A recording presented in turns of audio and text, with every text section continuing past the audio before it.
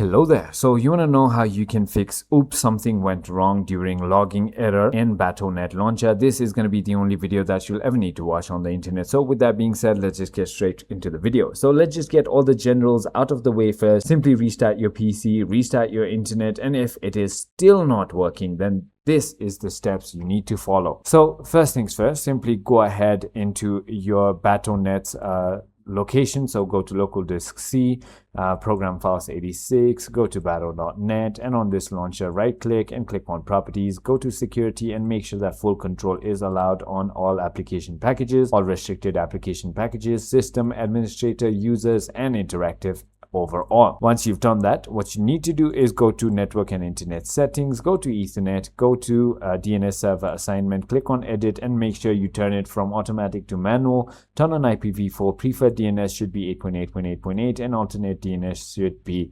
8.8.4.4. And that is about it. It should go ahead and fix your problem. I hope this video was helpful to you. If it was, hit that like button and I'll see you on the next one.